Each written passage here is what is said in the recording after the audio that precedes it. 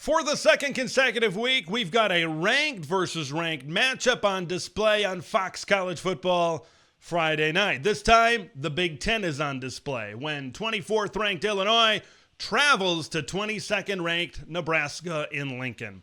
Who leaves Memorial Stadium 4-0? From LA to Piscataway, all Big Ten all year long. This is Big Ten 10. I'm really looking forward to see where both of these teams stand right now. I think they've both been pretty similar in the early going, right? They both have big wins. Nebraska beating Colorado, Illinois beating Kansas, and they avoided a letdown last week by taking care of business, beating their combined opponents 64-12.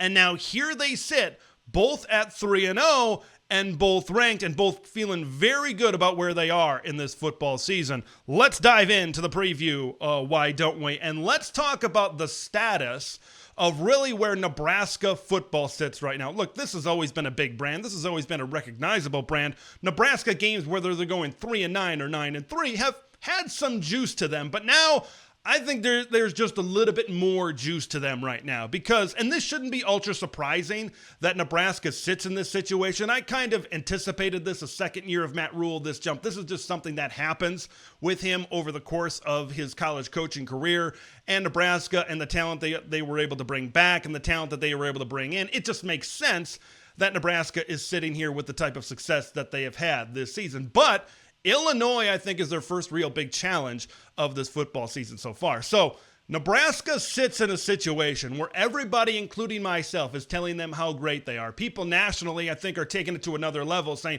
Nebraska is back. Nebraska is for real. Now it's up to this coaching staff.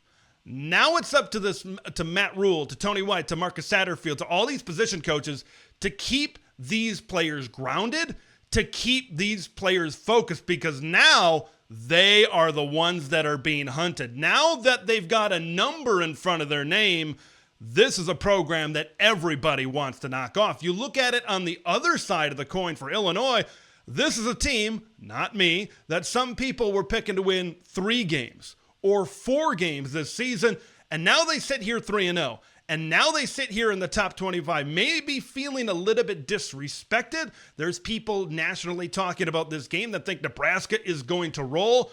I think Illinois is the ultimate hunter, and Matt Rule better have his team ready to play for this one. We're no longer like the hunter. Like, we're no longer like the unranked team that people are like, who do we have this? Oh, we're playing Nebraska. Oh, okay, we beat them the last 4 years. Now you're the team that your people are preparing for. Our guys have to understand that, when then you start putting numbers in front of your name, right? People start saying, "Oh, we want to go beat a ranked team," So, when you think of a Brett Bielema coach team on the offensive side of the football, what do you think of? You probably think of some big hog mollies up front, some offensive line that love to run block. You think of some running backs. You think of a physical type of football team that wants to run the football, and that's not exactly what Illinois is this season. This is a run game right now that kind of has taken a back seat a little bit to the pass game. Caden Fagan, just 16 carries and 65 yards over the last 2 games. Look, I know they've got other running backs. I know they get Aiden Lawfrey and Josh McCray and Kaleo Valentine and others, but in that same 2-game stretch, Luke Altmaier, 54 passes and 434 yards through the air. So not just in this game, but going forward, Brett Bielema knows they need to get better at establishing that run game. The part that I think we have to be able to take advantage of if we want to win effectively in the Big Ten is be able to run the ball. I think the greatest definition of a team is a team that can run the ball effectively when they want to run it against good competition. I think balance is very key when you take on this Nebraska defense. You saw when you maybe have a pass-happy team like Colorado earlier this season. Now, I know Illinois has a much better offensive line than Colorado. Maybe more on that here in just a little bit. But if Tony White and Nebraska can really focus on taking apart one part of your football team when the other part isn't that great, I think that really plays into what Nebraska wants to do. This is a Husker defense that is giving up only 70 yards on the ground on average throughout this game. So can Caden Fagan get going? The interior offensive line at Illinois, they've got some questions. You know, if they can't get that run game going, you got to think Nebraska is really going to dial in to put more pressure onto Luke Altmaier and try to stop that throw game in all of this as well. So balance, I think, is going to be key for Illinois to be able to hang with Nebraska on the road in this particular matchup. Now, I think a key for Illinois in this one, and it's been a key all season long, is generating turnovers. The Illinois Fighting Illini defense has taken a big step up because of their ability to take the football away. They are second in college football in turnover margin. They are third in interception. They've taken the ball 6 times away in the air. They are fourth in points off of their turnover margin. So the big question, I think, for Illinois is, can they generate those turnovers? Can they rattle Dylan Raiola enough for Miles Scott and Xavier Scott, right? For those two Scotts back there to make some interceptions, to make some turnovers, create some plays, and create a better situation for their offense. Because, and you can probably get the hunch as I'm talking about this, I tend to favor Nebraska in this matchup. But if Illinois can put pressure on Dylan Raiola, if they can get him to make a decision that has been very un-Dylan Raiola-like so far this season, then that maybe plays into exactly in creating those turnovers. We talk about pressure. Of course, you're looking at guys like Joe Barna and Gabe Akis out on the outside, Dennis Briggs on the inside. 3 front 7 players have only 1.5 sacks or more. So it's been evenly distributed, but they haven't been able to get home as much. And we know how good that Dylan Raiola has been and how aware that he has been in being able to avoid sacks, whether it's just throwing the football away, being smart and getting it to a shorter passing concept into the flat, something like that, or rolling out.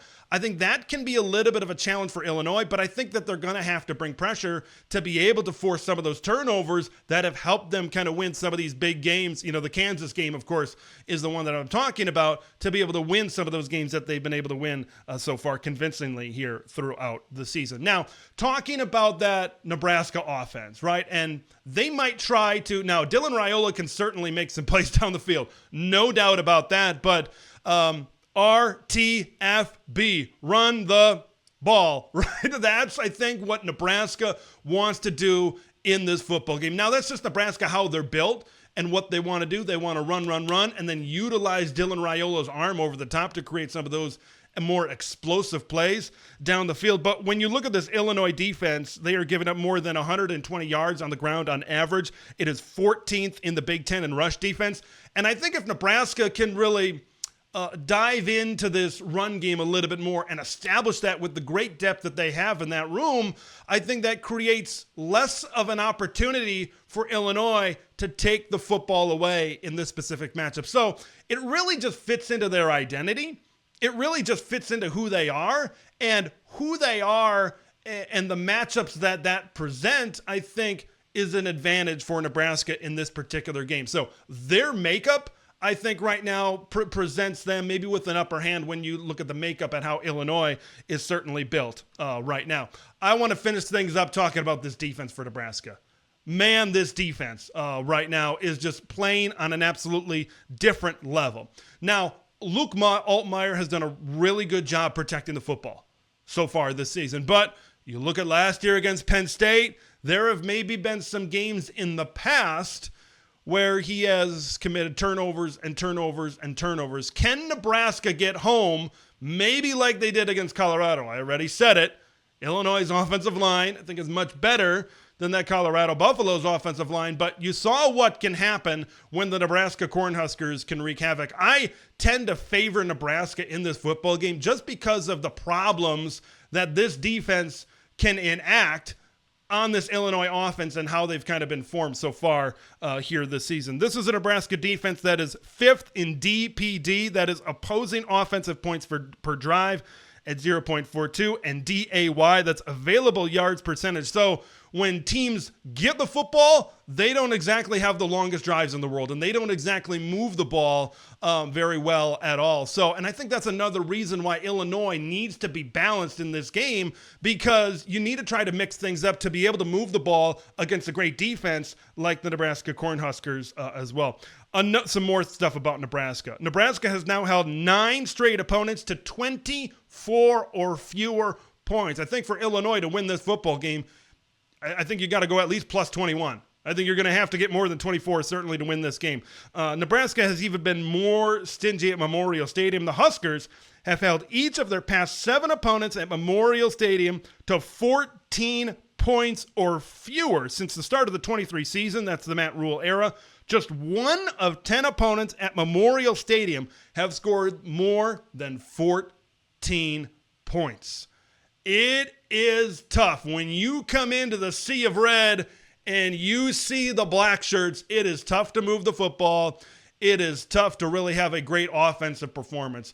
And when I look at this specific matchup, I think we could see more of that. I think we could see more of the same, considering how Illinois has been in the interior of the offensive line. You look at the matchups with Ty Robinson, with Nash Hutmaker up front. I think that favors Nebraska at this point in time as well. And if they can get pressure, and I think they can cover against guys like Zachary Franklin and Pat Bryant. Will they get theirs in this specific game? Yeah, probably. But for the most part, I think Nebraska can play pretty darn good defense against this Illinois football team. But I still think it's going to be a challenge for Nebraska. I don't think it's going to be maybe as lopsided as some other people think. It is now time for my prediction. Here it is. I've got Nebraska 24 and Illinois 13.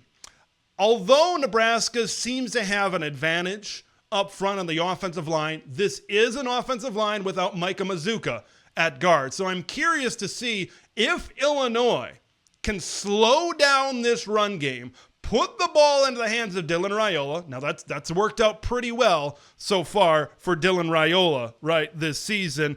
He's kind of in rare territory right now, Dylan Raiola is. He's the first Husker quarterback since Jeff Quinn in 1980 to complete 70% of his passes in the first 3 games. So that can work, but I think what Illinois needs to try to do is try to contain or stop this run game and see if they can force some turnovers, see if they can rattle the freshman Dylan Raiola in his first start against a Big Ten football team. But I think Nebraska is able to move the ball. I think they're able to put the ball in the end zone 3 times, plus a field goal in this one.